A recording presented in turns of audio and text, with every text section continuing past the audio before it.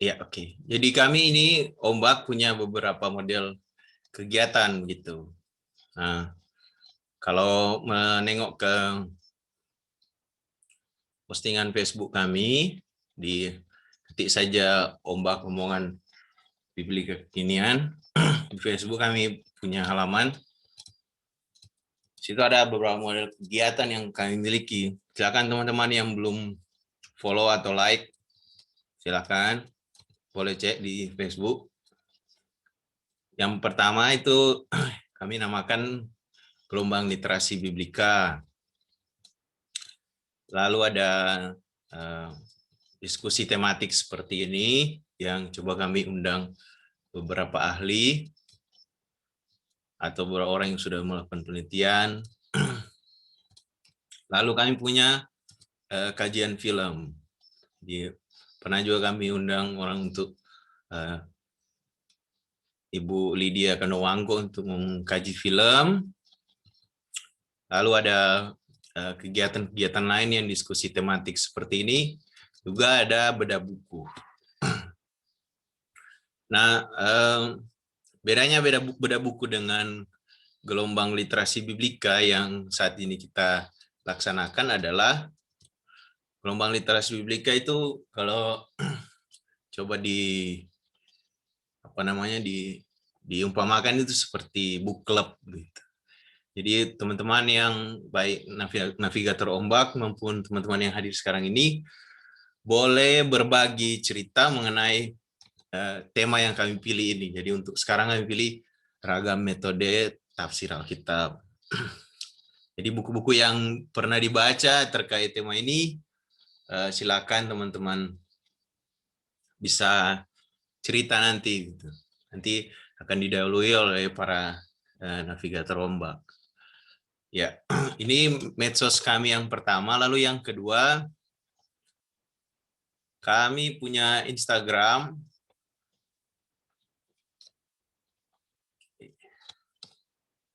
Ya, jadi kami punya Instagram, yang belum follow silahkan follow. Jangan lupa like dan komen supaya akun Ombak makin dikenal. Jadi selain Facebook kami coba juga supaya terus update dengan postingan-postingan di Instagram. Biasanya kami posting poster-poster ataupun hal-hal yang terkait misalnya postingan-postingan baru di YouTube atau di mana kami posting di akun Ombak begitu. Nah, yang terakhir dan mungkin yang menurut kami paling penting adalah channel Ombak. Jadi kami punya channel Ombak di YouTube. Silakan teman-teman bisa tengok-tengok, nonton begitu, ada banyak sekali ilmu di dalam. Jadi sama seperti pembicaraan kita ini, kita rekam, lalu kita posting di YouTube. Ada beberapa pembicara yang meminta supaya tidak diposting di YouTube, ya kami hargai itu, sehingga yang kami posting di sini itu yang bersedia diposting saja. Jadi, silakan teman-teman, jangan lupa nonton, like, komen, dan subscribe supaya video-video di YouTube ini makin jaya, makin dikenal. Ya, jadi itu pengenalan awal kami soal ombak ini. Nah, jadi kami berupaya supaya apa yang kami sajikan dalam kegiatan-kegiatan ombak ini memberi, ya setidaknya menurut kami itu memberi suasana baru bagi diskusi biblika di Indonesia. Kenapa Indonesia? Ya karena kita berbahasa Indonesia sekarang. Kalau kita mau supaya internasional, jadi kita bisa pakai bahasa Inggris. Nah, mungkin kedepannya bisa ada ekspansi, bisa ada ruang lebih untuk kita mungkin bikin diskusi atau seminar yang berbahasa Inggris. Mudah-mudahan. Jadi terima kasih untuk kesediaannya teman-teman yang tetap setia untuk hadir gitu dalam kegiatan-kegiatan ombak. Nah, yang ingin mendapatkan sertifikat kegiatan ini silakan bagi yang ada di dalam ruang Zoom ini, silakan untuk mengisi link evaluasi yang nanti akan dibagikan oleh teman-teman navigator ombak. Gitu. Oke. Jadi kegiatan kita saat ini adalah gelombang literasi biblika gitu. Apa sih itu? Jadi kenapa kami memilih nama gelombang literasi biblika? Kenapa harus ada ruang ini?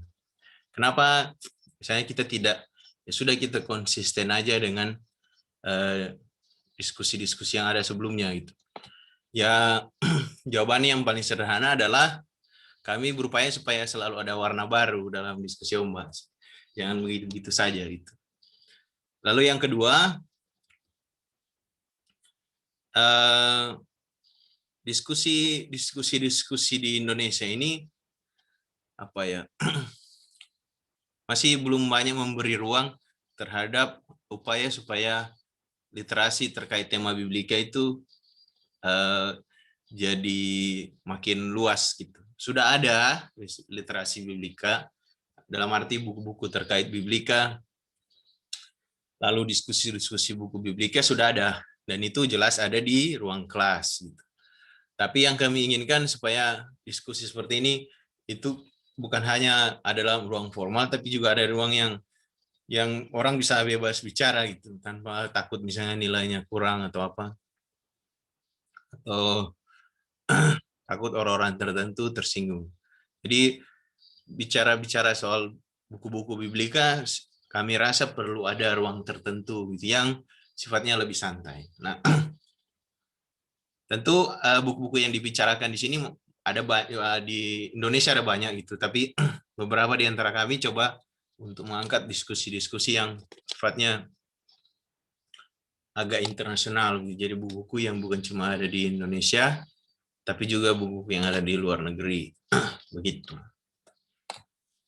Nah, untuk kesempatan yang pertama ini, tanpa berlama-lama lagi, saya akan bercerita sedikit soal buku yang sementara saya baca itu.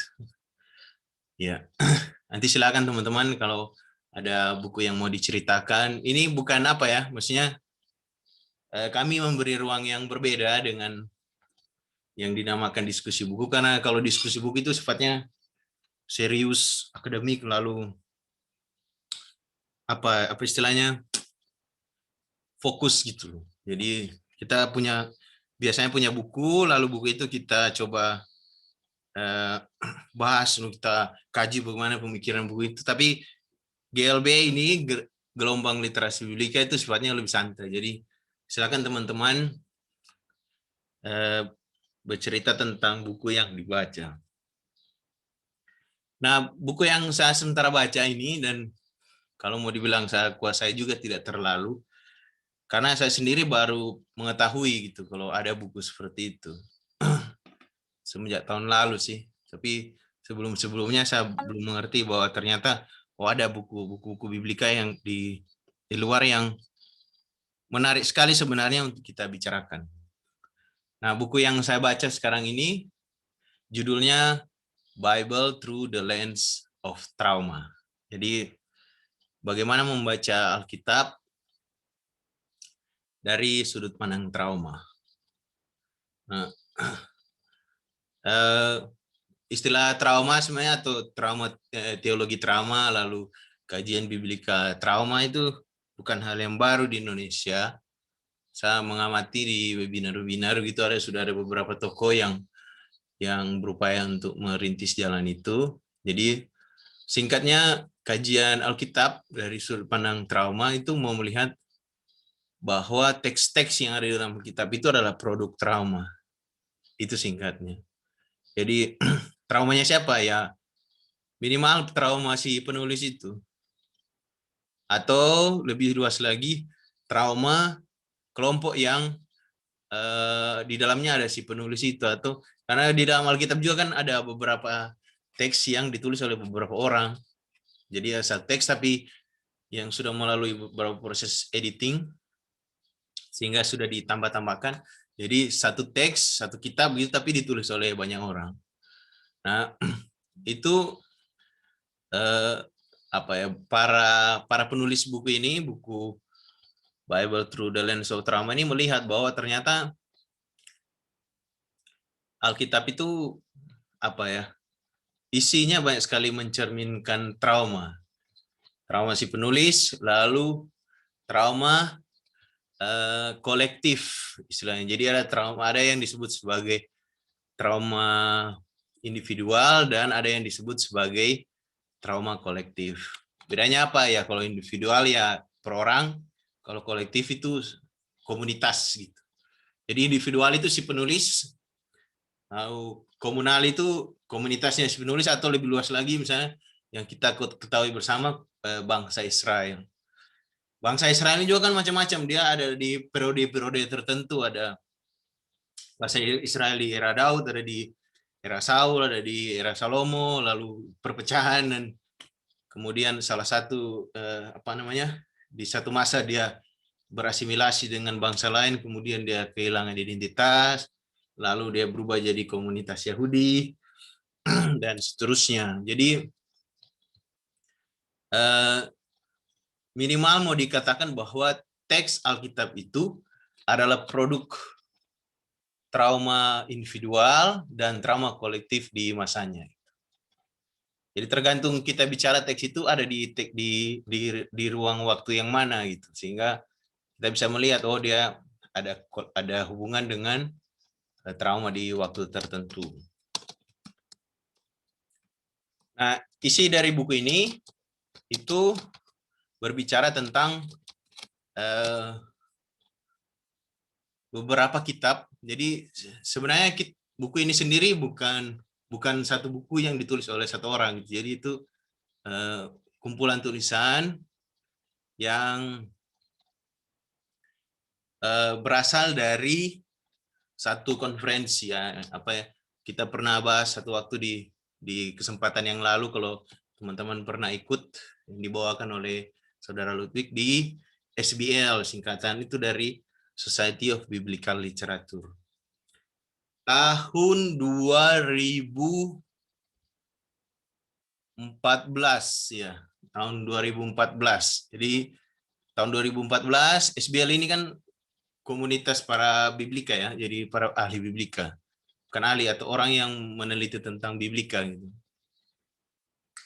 Ya, orang yang meneliti tentang biblika ini berkumpul di SBL ini tiap tahun. Nah, di tahun 2014 itu, ya 14 kalau saya tidak salah, itu mereka berkumpul khusus untuk di waktu itu ada satu sesi khusus bicara tentang Alkitab, Bible and Hermeneutics of Trauma. Nah, itu bukan yang baru di waktu itu sebenarnya, karena barangkali sekitar 2 tahun sebelumnya sudah ada konferensi yang sama dibuat di Denmark waktu itu. Di Denmark, dan menelurkan buku yang lebih kurang sama gitu, antara Alkitab dan trauma. Jadi sudah ada konferensi atau pertemuan dulu di Denmark, ada orang dari berbagai macam bidang kumpul, baru mereka bicara bahwa bagaimana Alkitab itu punya hubungan dengan trauma. Jadi semacam upaya untuk merintis bidang kajian ini itu dimulai di situ, di tahun 2012 itu di Denmark. Setelah tahun 2012 itu, kemudian di Amerika, di SBL ini, Society of Biblical Literature, itu mereka buat lagi pertemuan, lalu tulisan-tulisan yang ada dalam pertemuan itu kemudian mereka bukukan. Maka lahirlah buku ini. Jadi buku ini lahir dalam konteks itu sebenarnya. Kita membaca itu harus dalam pengertian itu. Jadi saya coba share ya. Oke. Ya. Ya, saya sendiri belum memiliki belum memiliki buku dalam bentuk cetak. Ini saya cuma akses ini lewat perpustakaan di kampus saya gitu.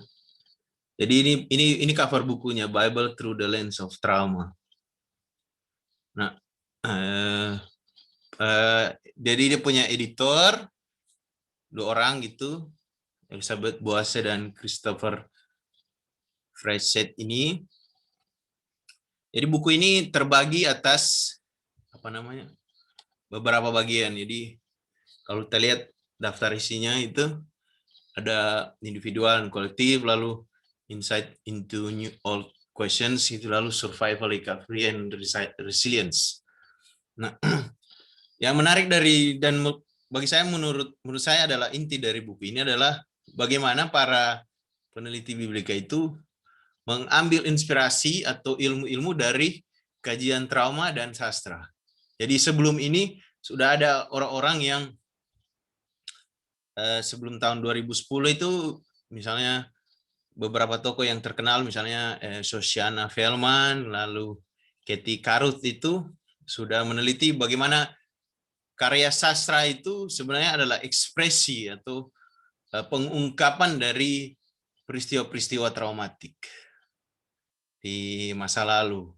Entah si penulis itu atau komunitas tertentu yang dipilih oleh penulis, atau penulis itu punya kaitan tertentu dengan komunitas itu.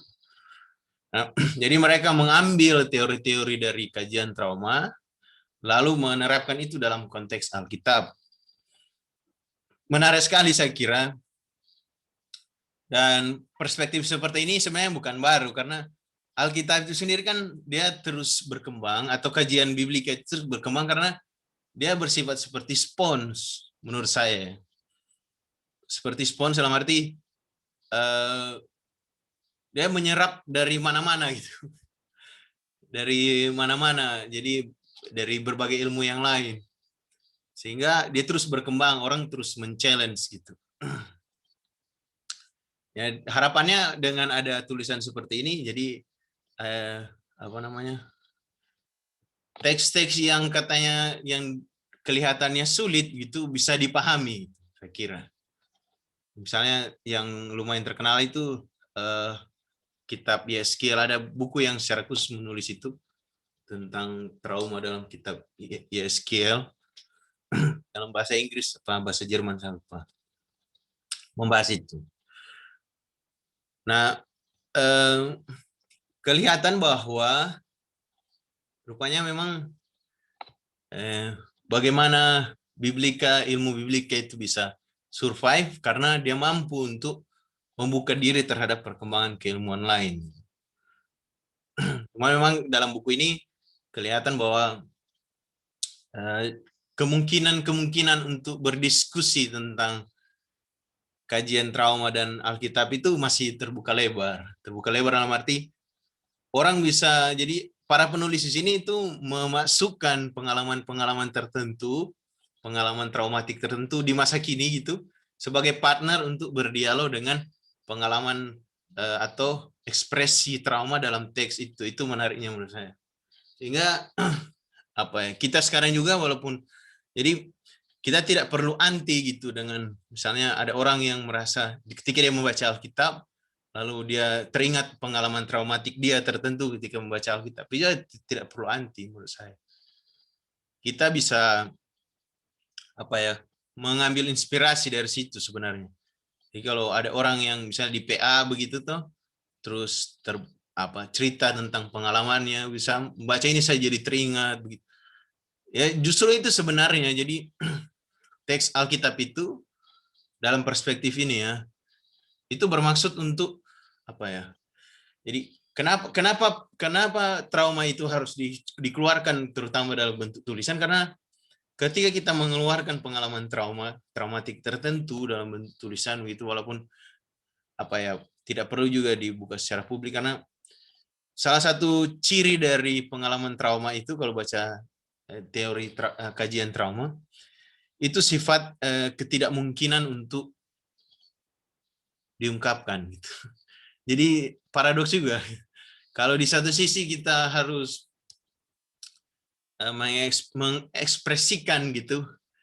mengekspresikan pengalaman trauma itu dari dalam bentuk tulisan atau secara lisan gitu, yang penting kita harus diekspresikan gitu, jangan dipendam. Itu adalah salah satu bentuk healing atau penyembuhan. Tapi di sisi lain trauma itu sendiri sulit untuk diungkapkan. Makin dalam pengalaman traumatik itu sangat berpengaruh bagi diri dia, itu makin sulit gitu. Jadi seringkali orang ketika misalnya teringat pengalaman trauma di masa lalu itu, dia kadang gemetaran atau ekspresinya jadi pucat, atau hilang nafsu makan, atau pokoknya dia menunjukkan sesuatu yang aneh dari dirinya gitu. Itu ketika misalnya dia teringat lagi dengan pengalaman trauma itu. Nah, pengalaman trauma itu penting misalnya kalau kita tiba-tiba ingat dalam momen tertentu ketika membaca Alkitab, lalu itu diungkapkan. Ya itu tentu terserah orangnya, tidak perlu kita paksakan harus dipublikkan gitu. Tapi dialog antara orang yang membaca Alkitab itu dengan konteks Alkitab ini, itu yang membuat kajian trauma dan Alkitab ini menjadi sesuatu yang luas gitu, yang tidak pernah bisa berhenti, tidak pernah stop diskusinya. Beberapa kelompok sudah mengkritik misalnya kajian trauma yang katanya tradisional begitu, dengan bilang bahwa sebenarnya bicara trauma itu tidak bisa bicara ada satu teori begitu lalu dia diterapkan dalam banyak konteks, nggak bisa. Pengalaman trauma tiap orang itu dia khas dan unik gitu. Memang ketika bicara trauma orang seperti kadang diekspresikan tulisan-tulisan kajian trauma ya, itu cenderung ke momen-momen traumatik tertentu, momen kolektif tertentu. Sehingga perlu ada, jadi kita semua yang hadir di sini bisa sebenarnya apa ya, mendialogkan apa yang kita menjadi pengalaman traumatik kita atau pengalaman traumatik komunitas kita gitu, dengan apa yang kita temukan dari Alkitab. Cuma memang untuk memahami secara lebih perlu upaya untuk belajar dulu kira-kira bagaimana sebenarnya kajian trauma itu. Begitu dari saya. Nah, sebelum ada pertanyaan ini, mungkin nanti kita bicarakan. Mungkin ada teman-teman yang lain, harusnya ada teman satu lagi, tapi saya tidak tahu apakah sudah masuk di dalam grup atau belum. Mener Kruger yang sudah sempat memberi informasi bahwa dia juga akan bercerita tentang buku yang dia baca.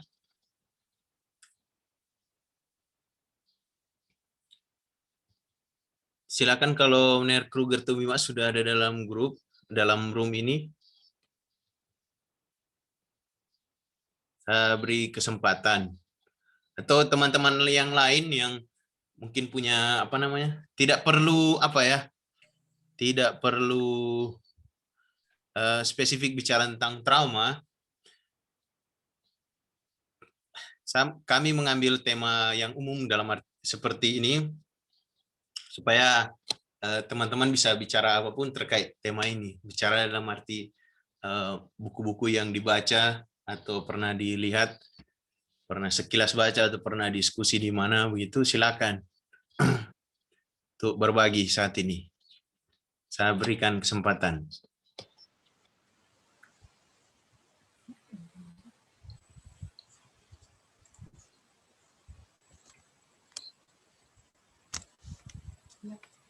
Oh iya, iya silakan Ana.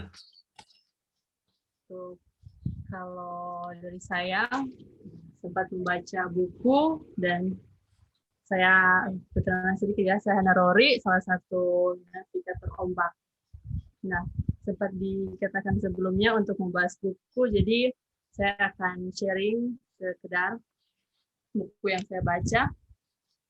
Oke, buku yang saya baca tentang Ayub dari penulisnya Mary Claire Bart Formel, semoga tidak salah ucap. Ini ya bukunya. Ayub bergumul dengan penderitaan, bergumul dengan Allah. Penderitaan yang mungkin dapat membawa trauma juga jika terlalu berat. Oke, tentang buku ini bagi saya itu memberi suatu penafsiran baru juga kalau dalam bahasa Indonesia ya tentang Ayub. Karena saya juga membaca Ayub karena menulis skripsi tentang Ayub.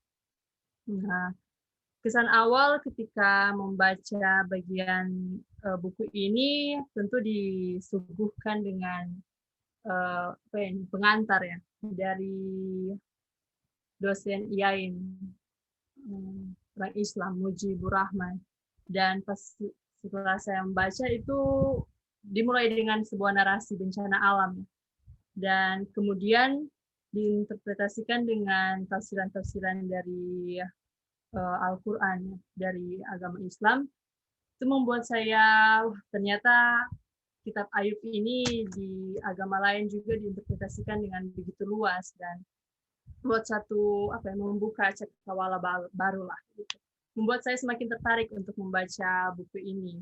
Nah, kalau secara umum ini buku kata-katanya simple, lugas dan mudah dimengerti sehingga kalau menurut saya buku ini juga tidak hanya terbatas oleh akademik, tapi terbuka bagi kalangan umum. Karena juga pada bagian tafsirannya, di sini penulis Mary ini memberikan refleksi singkat tentang pemaknaan narasi kitab Ayub dengan kehidupan masa kini. Jadi cocok untuk berefleksi sekedar membaca.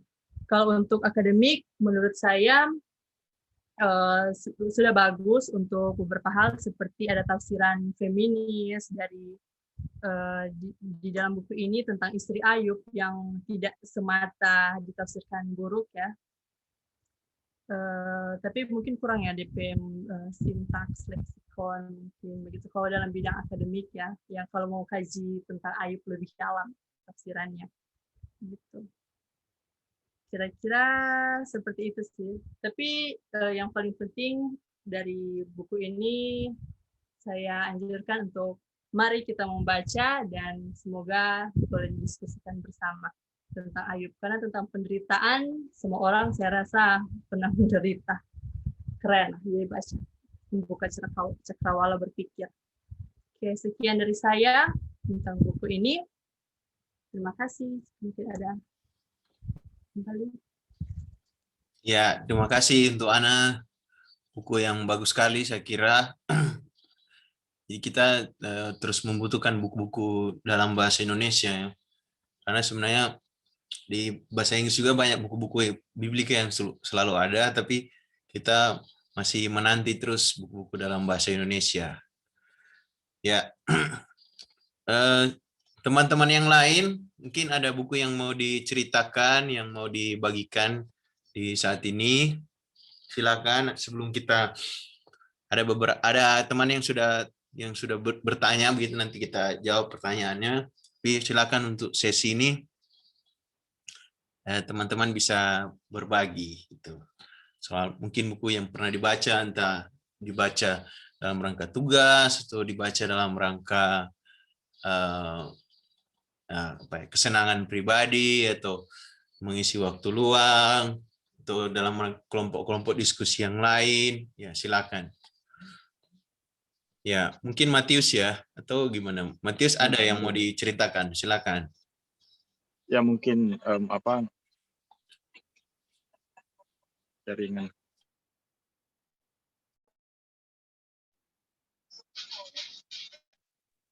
Oke, Ya aman. kalau dari saya itu mungkin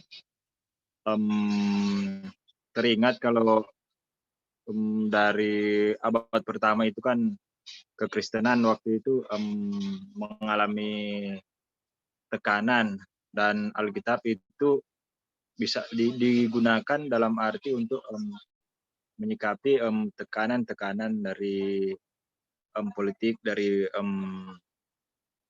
kalau dari bangsa Romawi ya, dibunuh. Kemudian Alkitab itu para penulis Alkitab itu menggunakan firman Tuhan itu yang Yesus ucapkan dan sebagainya, dalam arti apakah itu bisa dalam arti sebagai penyembuh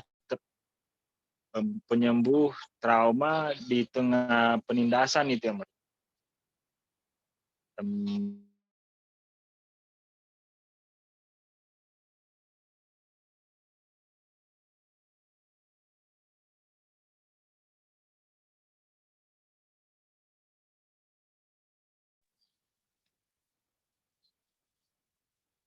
Ya, ya oke.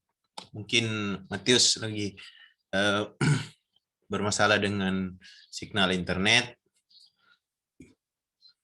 Ya, saya kira saya bisa tangkap apa yang yang disampaikan oleh Matius ketika dia bicara soal konteks masa abad pertengahan gitu. Di Alkitab kadang dipakai sebagai sarana penyembuhan. Ketika ada atau bukan abad pertengahan tapi di masa lalu Alkitab dipakai sebagai alat penyembuhan gitu. Nah, mungkin silakan teman-teman yang lain yang sudah pernah membaca, sudah bisa berbagi di sini. Silakan. Ini ruang untuk kita semua berbagi soal bacaan yang pernah kita. Ini ada teman yang sudah bertanya, tapi nanti kita respon ketika teman-teman yang lain sudah selesai berbagi. Ya. Apakah masih ada yang mau berbagi? Silakan.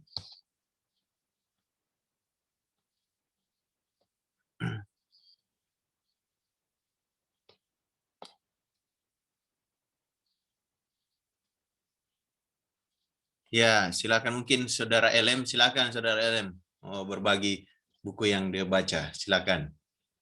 Tidak masalah apa yang pernah dibaca, silakan dibagikan, diceritakan.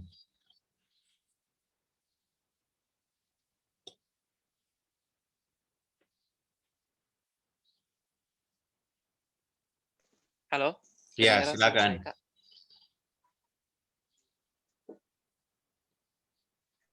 Ya, kalau saya mungkin tidak banyak sih.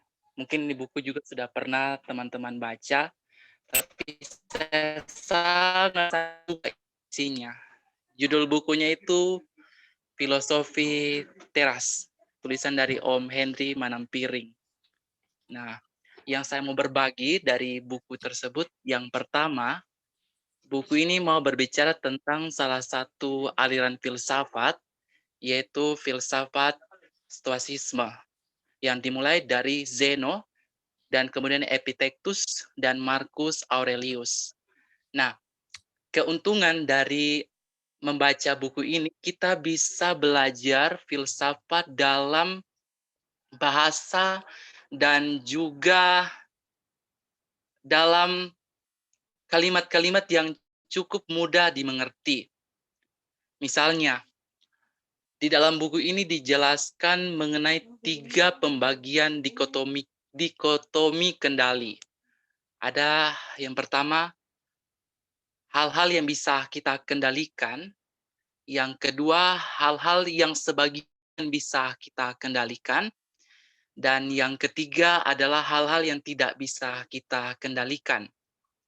Contohnya seperti dimulai dari hal-hal yang bisa kita kendalikan adalah tanggapan kita, respon kita terhadap perkataan atau tindakan orang lain yang diberikan terhadap kita. Yang kedua, hal-hal yang sebagian bisa kita kendalikan itu adalah contohnya kesehatan kita. Itu masih bisa sebagian kita kendalikan. Nah, hal yang ketiga yang tidak bisa kita kendalikan itu adalah perkataan-perkataan orang lain, tanggapan, respon orang lain kepada kita. Nah, itu yang saya ambil pertama dari buku Filosofi Teras ini. Yang kedua, dalam buku ini kita diajar untuk mencintai dan menikmati nasib atau penderitaan, yang dalam istilah filsafat stoasisme itu disebut amor fati. Misalnya, kita terlahir dengan kulit sawo matang, rambut keriting. Nah, kebanyakan itu kalau orang-orang Indonesia itu kalau kulitnya sawo matang itu pengen jadi putih. Kurang lebih seperti itu. Tapi di buku ini dengan prinsip amor fati, kita diajar untuk menerima dan menikmati apa yang sudah menjadi milik kita. Karena dalam filsafat stoasisme itu, hal itu tidak dimiliki oleh orang lain kecuali diri kita sendiri. Takdir ya, Dan Bang? ya, gimana? Takdir dalam pemahaman Stoa, bahwa mereka mengatakan ya itu semua takdir. Ya, filsafat Stoa ini sebenarnya apa ya? Dalam buku itu lebih kita diajak untuk bisa hidup dalam kebijaksanaan dan bisa menghilangkan hal-hal yang negatif dari dalam diri kita.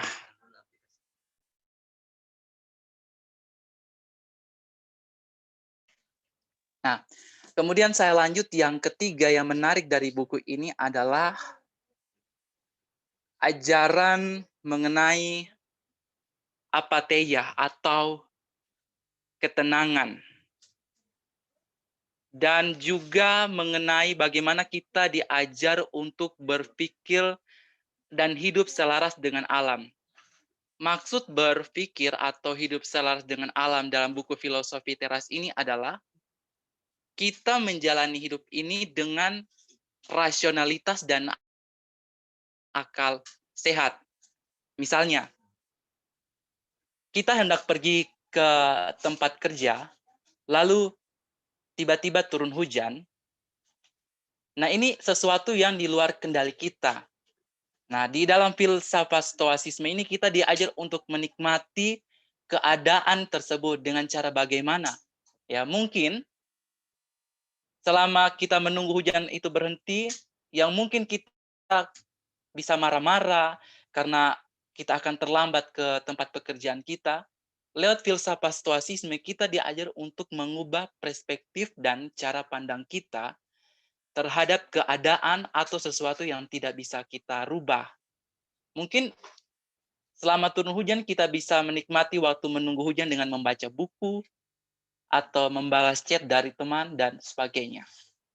Nah, mungkin dari saya ini saja, karena kalau mau bahas secara rinci, isi bukunya cukup panjang, tapi ini bisa saya berbagi juga kepada teman-teman.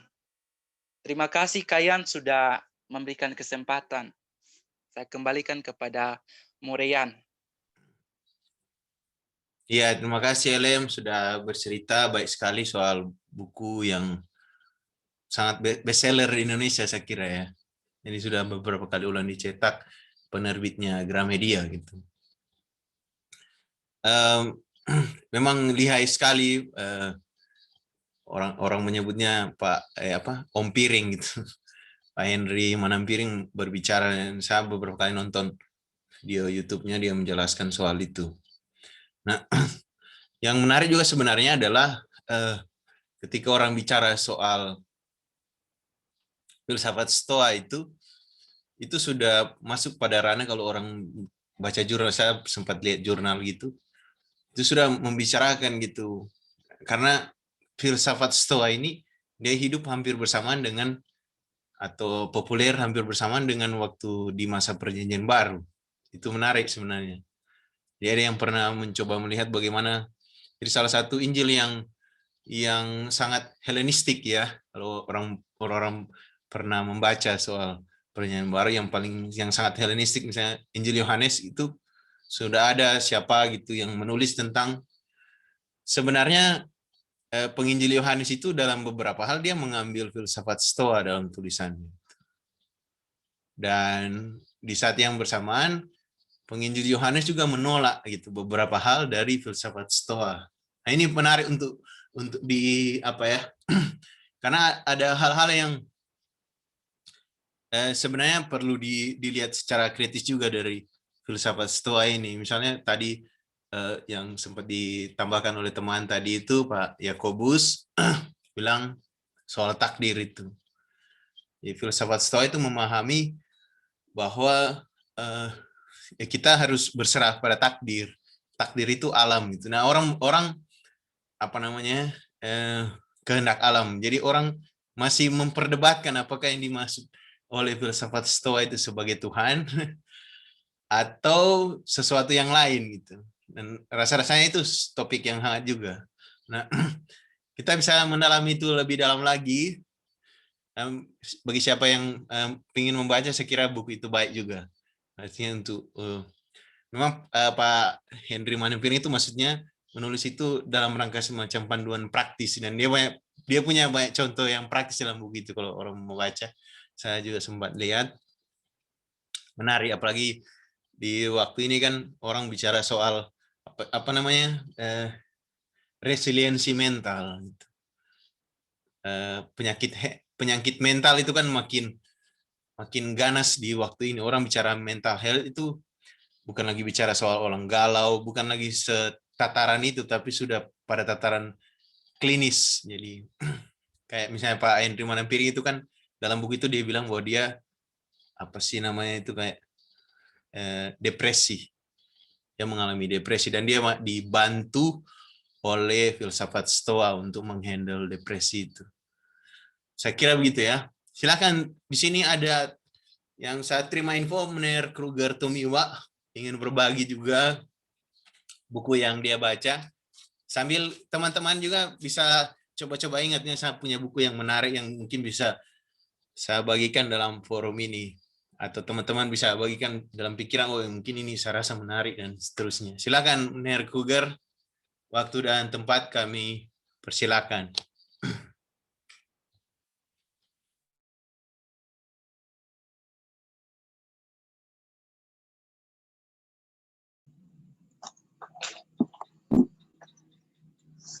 Oke, halo, kedengaran? Aman, aman, aman.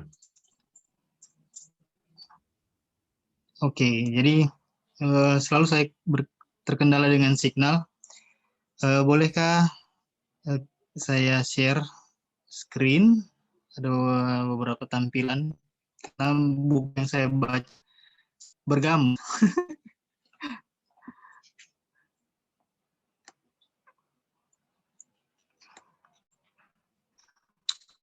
Sebentar.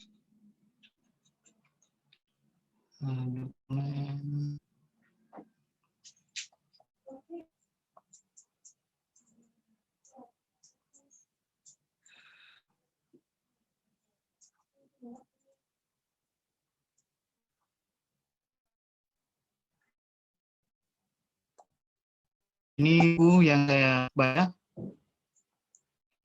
Mudah-mudahan teman bisa lihat. Jadi kalau tiba-tiba saya terputus, diberitahu. Judulnya ini Between Text and the Canvas. Jadi besutan teks, judul coba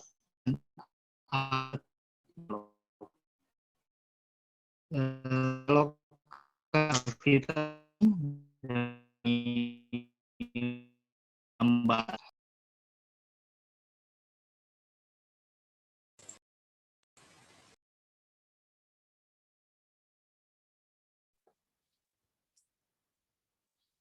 Kayaknya Mener Kruger terkendala signal gitu. Memang persoalan kita di satu sisi kita sangat dimudahkan dengan apa namanya dunia virtual seperti ini, tapi di sisi lain kita juga bermasalah gitu. Mener Kruger sudah masuk lagi. Apakah bisa mendengar suara saya?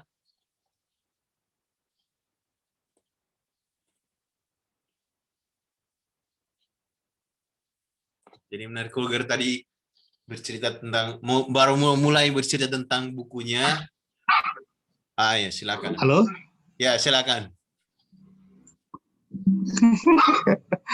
Itu yang saya maksud ya. Entah kenapa saya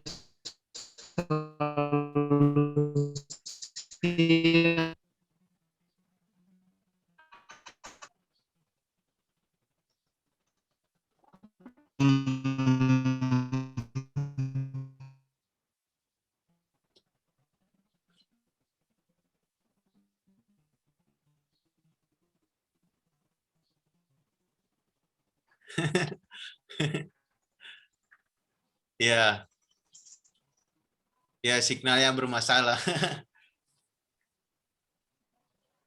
Jadi ya sebenarnya kita berharap menunggu Nerkulger bercerita tentang bukunya tentang Between Text and Canvas. Jadi bagaimana teks Alkitab itu sebenarnya apa namanya dalam sejarahnya itu dia sudah dituangkan dalam kanvas, kira-kira gitu sederhananya.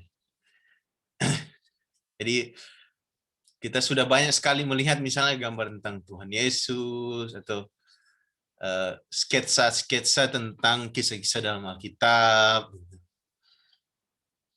Itu sebenarnya menarik untuk dikaji lebih lanjut lagi karena proses ketika teks Alkitab itu dituangkan dalam karya seni itu pasti melibatkan proses interpretasi. Saya ingat dulu waktu waktu saya kuliah dulu, dosen saya pernah dalam rangka dia mengajar tentang kitab Daniel begitu. Lalu dia kasih beberapa gambar-gambar, terus coba kami lihat lalu kami coba pahami begitu. Memang gambar-gambar yang dipakai sketsa-sketsa yang dipakai itu sangat populer gitu. Jadi dia sangat mirip Godzilla, gambar-gambaran tentang yang lagi ngetren sekarang. Nah, itu proses interpretasi cara si pelukis itu memahami teks Alkitab lalu dia coba mengimajinasikan gitu, lalu menuangkan itu dalam bentuk karya seni. Itu menarik sekali untuk dilihat. Ada banyak juga isi buku itu, cuman mungkin karena persoalan internet ya kita tidak bisa berbuat apa-apa persoalan itu. Silakan kalau teman-teman yang lain yang mau bercerita tentang buku yang pernah dibaca, kita semua memberi ruang di sini. Bukannya teman-teman para navigator ombak, tapi teman-teman juga yang mungkin teman-teman para penggemar ombak yang ingin bercerita gitu. Oke.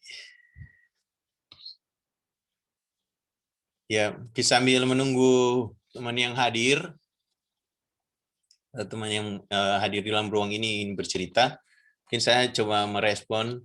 Ada rekan tadi bertanya, Pak Amsal Paso, ya, bertanya bagaimana menjembatani atau dialektikakan antara trauma individu dan trauma sosial atau kolektif. Mohon pencerahannya. Ya, memang ada ahli yang bilang bahwa sebenarnya tidak ada trauma kolektif. Saya bilang begitu karena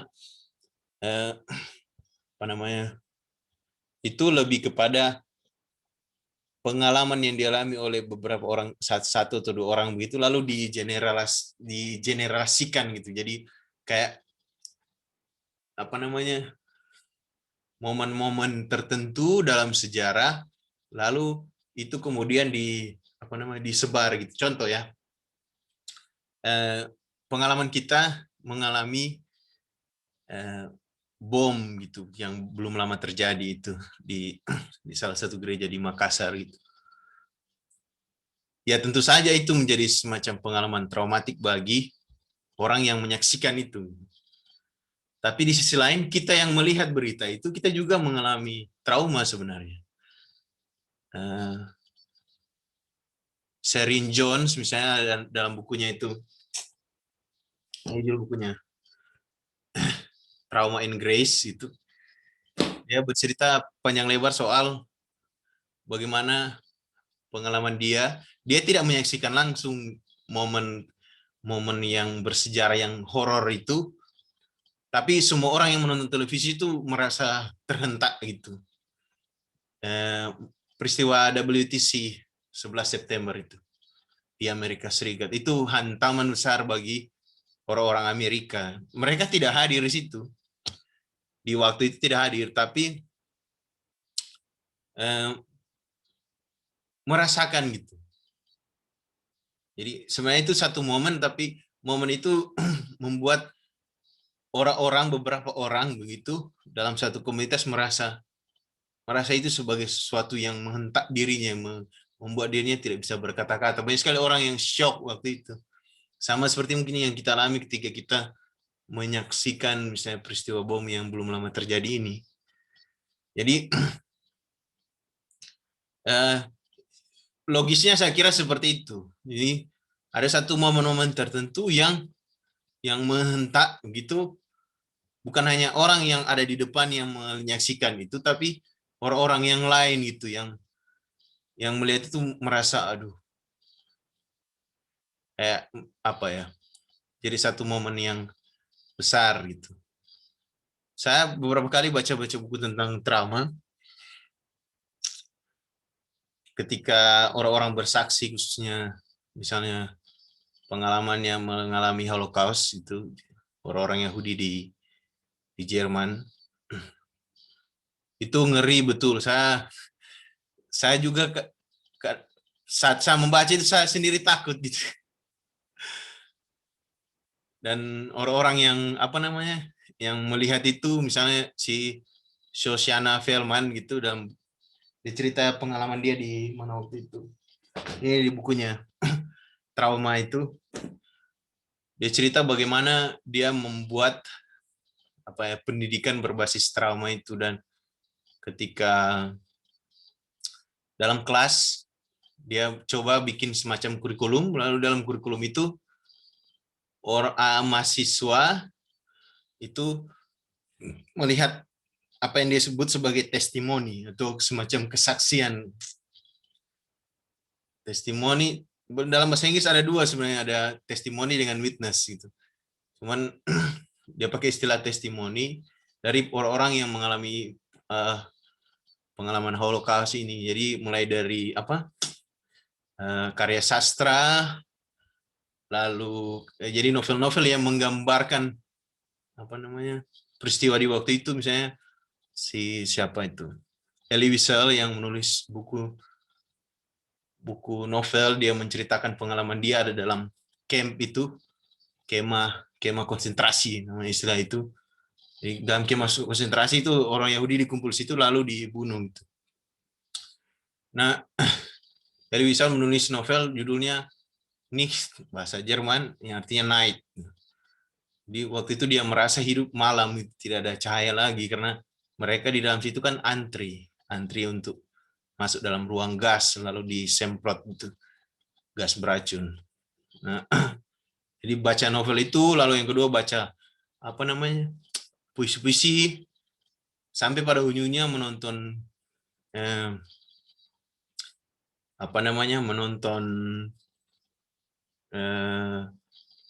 film dokumentaris, film dokumenter, bahasa Indonesia film dokumenter. Nah, jadi singkatnya mahasiswa itu mengalami krisis kalau kata Shoshana Feldman itu.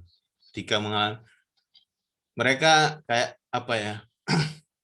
kayak masuk dalam momen itu. Di titik itu terjadi apa yang disebut sebagai intergenerational trauma sebenarnya. Jadi trauma intergenerasi. Jadi banyak kan kita mewarisi trauma dari orang-orang tua kita dulu misalnya. Atau misalnya di Indonesia yang momen yang beberapa kali ulang, misalnya trauma ketika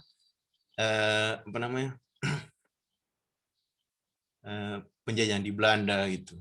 Penjajahan Belanda di Indonesia, lalu yang sempat heboh juga kemarin, misalnya peristiwa tahun 65 itu yang disuruh nonton orang film itu G30 SPKI yang masih diperdebatkan sebenarnya film itu beneran atau tidak itu. Jadi itu upaya untuk mewariskan trauma. Jadi trauma itu bukan cuma kolektif, bukan cuma individual, bukan cuma kolektif, tapi dia sifatnya intergenerasi gitu. Nah, proses transfer trauma ini yang menarik juga. Jadi kajian trauma itu berkembang sekali sebenarnya.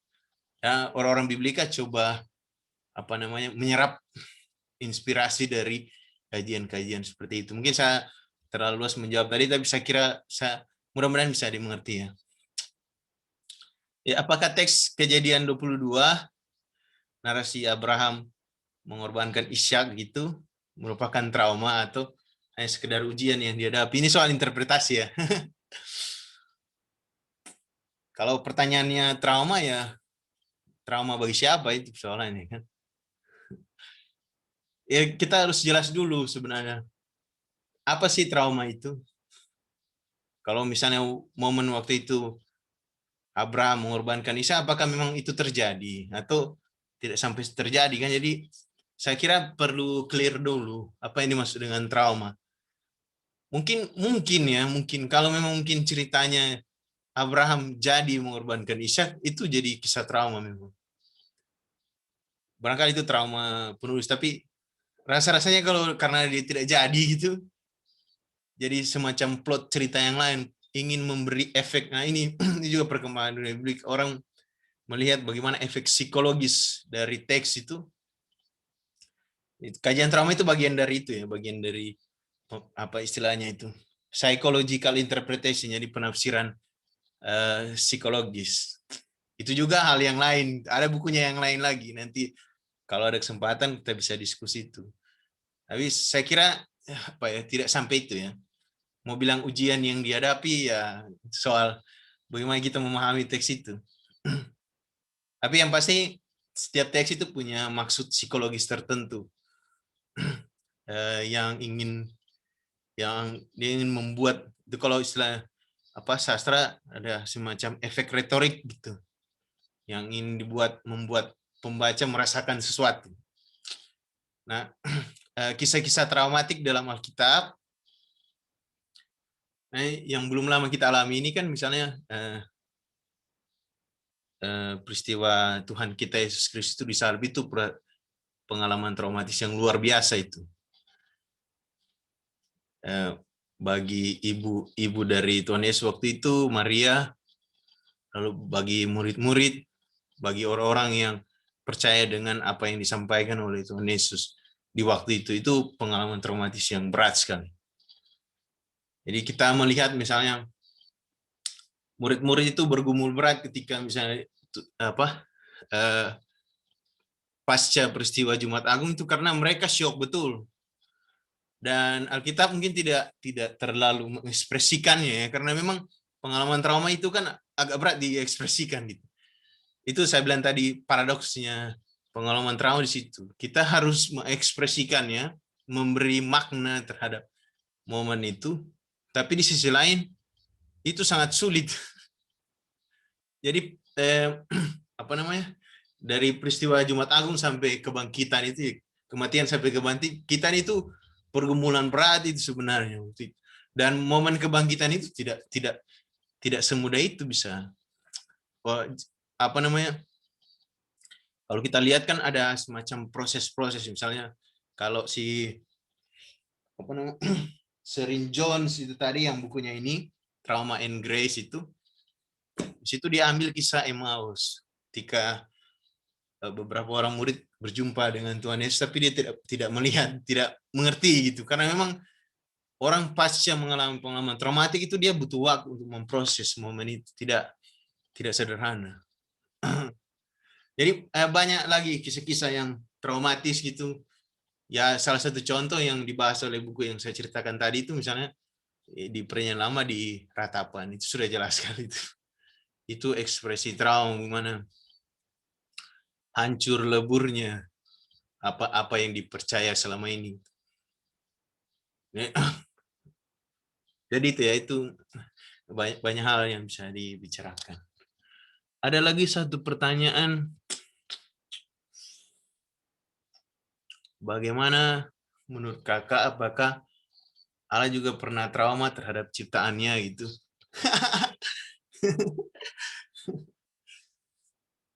Ya lihat saja di Alkitab tuh. Ada ahli yang bilang bahwa Allah yang kita percaya itu sebenarnya traumatized God gitu. Allah yang pernah mengalami pengalaman trauma. Karena apa namanya? Ada momen-momen tertentu yang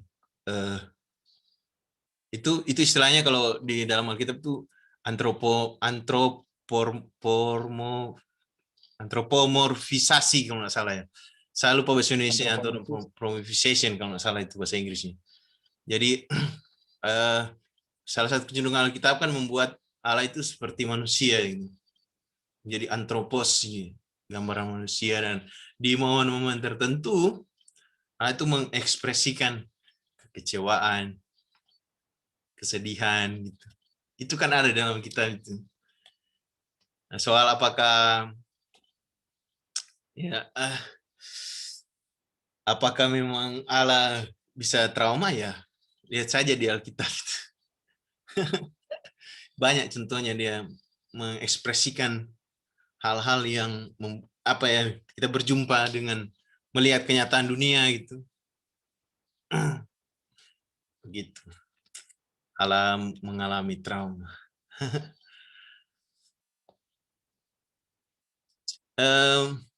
Silakan, ini sudah sejam lebih kita ngobrol-ngobrol. Apakah Mr. Kruger sudah bisa masuk? Atau memang tidak ditakdirkan kalau dalam tadi. Tidak ditakdirkan untuk berbicara dengan kita sekarang. Bukunya bagus juga sih sebenarnya. Bagus sekali, malah memberi banyak insight gitu. Oke.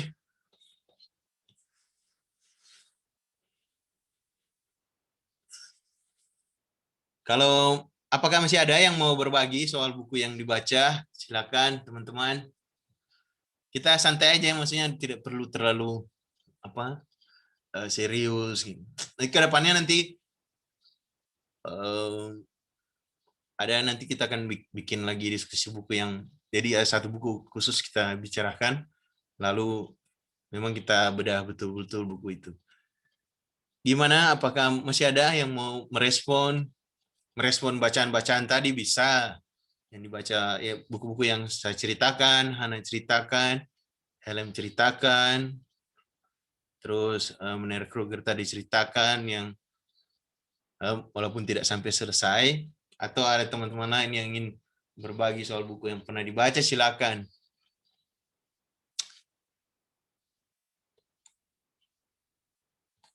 Kami beri ruang, silakan teman-teman yang hadir dalam ruang Zoom ini.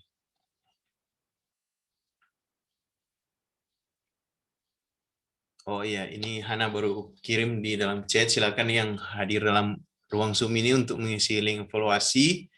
Kami akan mengirimkan sertifikat sesuai dengan orang-orang yang mengisi evaluasi tersebut.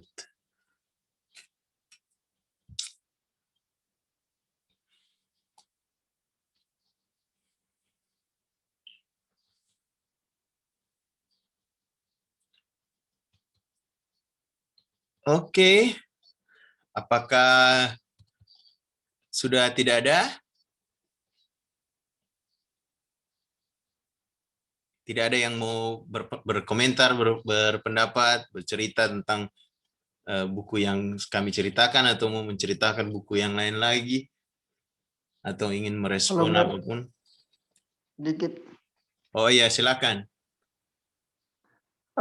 Terima kasih atas kesempatan. Saya belum terlalu lama hadir di ruang virtual ini. Saya sempat dengar yang Miriam sampaikan tadi tentang trauma kolektif itu. Jadi sederhananya, mungkin timbul di benak pikiran saya itu setiap di tatanan masyarakat itu pasti secara individu maupun kelompok itu pasti ada trauma. Seperti yang Mir katakan tadi, walaupun satu momen, satu tragedi di tempat yang lain, tapi dalam satu identitas yang sama, dalam interidentitas itu merasakan trauma juga begitu. Contohnya yang Mir sampaikan tadi. Nah, berkaitan dengan itu timbul pertanyaan, posisi lembaga-lembaga tertentu dalam melakukan trauma healing gitu. Contohnya saat bom Makassar kan kita dilempar sebuah wacana atau sebuah isu tentang Muslim Kristen begitu, Islam Kristen begitu, gimana Kristen menjadi sasaran begitu. Nah, di tempat-tempat tertentu, contohnya Manado, yang mayoritas Kristen, saya kurang melihat ya, ada tindakan lembaga gereja begitu dalam melakukan trauma healing. Padahal itu secara tidak sadar masyarakat itu, orang-orang Kristen di Manado itu tersentak gitu, trauma dalam artian lebih sempit, yaitu mulai timbul prasangka begitu ya. Prasangka itu karena trauma sebenarnya. Mungkin entah Nerian atau yang lain bisa minta tanggapan begitu dari perspektif yang lain begitu. Sederhananya itu yang poin yang kita mau bilang begitu. Terima kasih.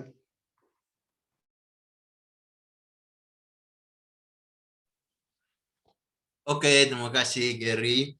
Silakan kalau ada teman-teman yang ingin merespon, jangan lupa mengisi link evaluasi.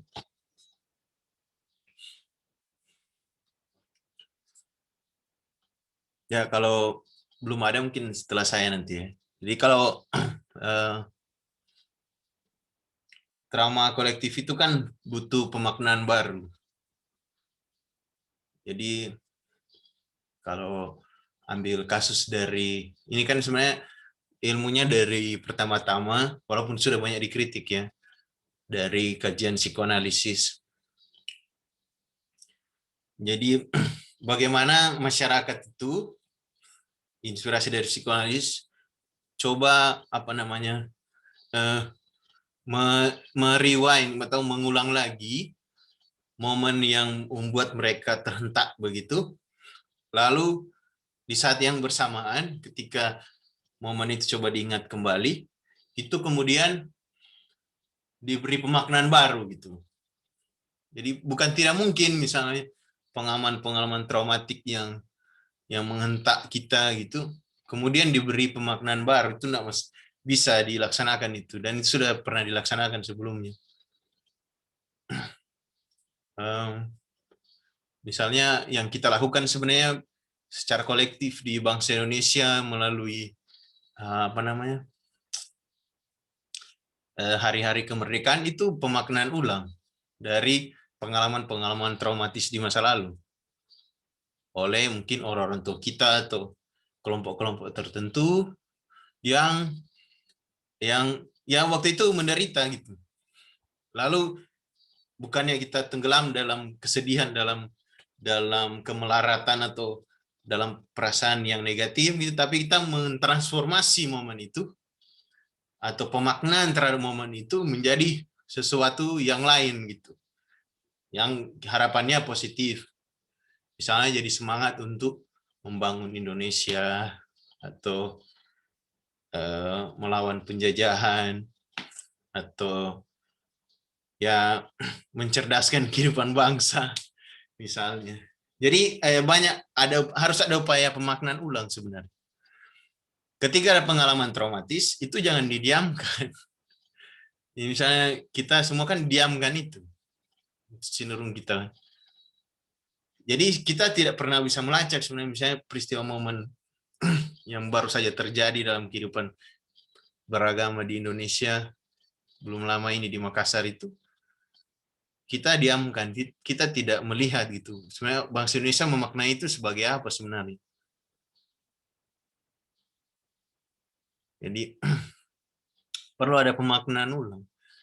Dan salah satu cara untuk memaknai ulang ya harus diekspresikan, misalnya diekspresikan dalam bentuk karya sastra. Itu yang dilakukan oleh para seniman selama ini sebenarnya. Melalui lukisan, melalui novel, puisi, hal-hal yang seperti itu. Itu upaya pemaknaan ulang, tapi sebenarnya upaya untuk ya mengolah pengalaman traumatik itu. Karena di satu sisi kan dia bisa menjadi senjata juga. Kalau kita biarkan begitu saja kan bisa ada orang-orang yang bermaksud negatif gitu mengolah itu untuk hal yang lebih negatif lagi. Seperti yang terjadi misalnya kalau ceritanya Sherine Jones dalam buku Trauma and Grace ini, dia bilang bahwa ya di waktu itu George Bush memberi pemaknaan terhadap momen peristiwa WTC itu 19, ketika banyak sekali orang yang meninggal di waktu itu, meresponnya dengan kekerasan. Pergilah mereka serang ke Timur Tengah. Itu kalau pemaknaan ulang yang dilakukan terhadap trauma kolektif. Salah satu contoh yang dilakukan secara negatif. Tapi kalau tidak ya, kalau bisa juga diolah. Tapi ini semua butuh proses. Ya, maksudnya saya bicara begini, jangan anggap ini sebagai sesuatu yang gampang. Ini butuh proses lama. Dan kita juga bisa harus berhati-hati gitu. Hanya orang-orang tertentu yang bisa melakukan itu. Yang secara skill sudah memang dilatih, dipersiapkan. Begitu. Karena tidak bisa sembarangan juga sih kita mengurus trauma orang begitu, atau apalagi trauma suatu masyarakat secara sembarangan tidak bisa. Itu ada teknik-teknik tertentu yang harus dilakukan. Tidak bisa sembarangan. Oke. Apakah masih ada yang lain yang mau bercerita, memberi tanggapan?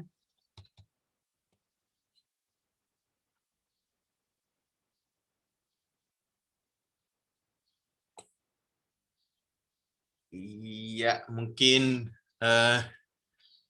teman-teman tidak perlu khawatir karena Ombak masih akan melakukan kegiatan selanjutnya.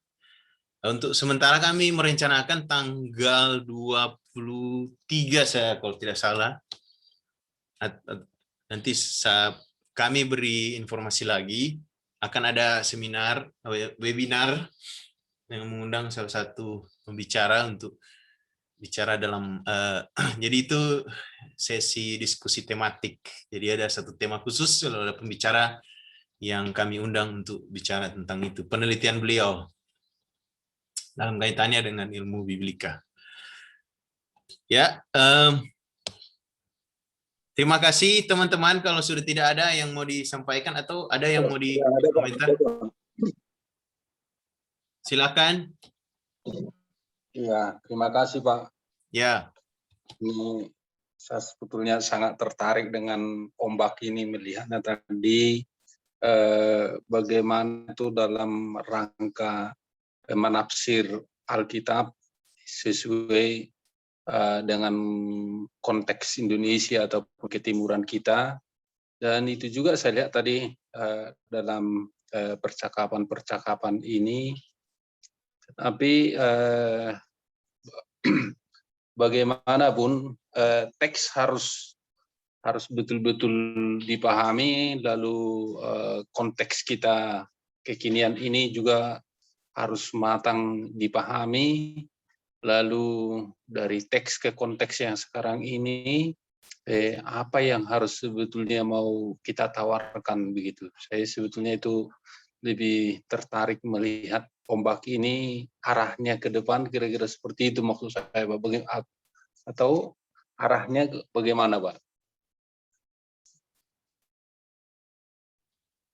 Ya, terima kasih Pak Marudut. Kami mengapresiasi sekali ada orang-orang yang menaruh perhatian terhadap kelompok kami ini. Senang sekali ke depannya kami berharap Pak Marudut bisa tetap setia dengan Ombak. Jadi kami mengartikan biblika itu kalau dalam sebutan kami Ombak, omongan biblika kekinian itu dalam arti yang luas sekali sebenarnya Pak. Jadi apa yang Pak maksudkan tadi tentu ada, dan itu sudah kami lakukan selama ini. Misalnya pembicaraan di awal-awal itu, ketika yang paling pertama itu kami melakukan diskusi tentang bagaimana teks Alkitab itu dia bisa bicara bagi konteks budaya, secara khusus budaya di Indonesia gitu, yang kami sebut sebagai kajian hermeneutik interkultural. Lalu bagaimana lalu ada pembicara lain bicara soal bagaimana Alkitab itu bisa kita pahami dengan bantuan teks-teks yang di luar kanon, jadi kayak apokrifa atau deuterokanonika yang sebenarnya banyak membantu kita untuk memahami teks.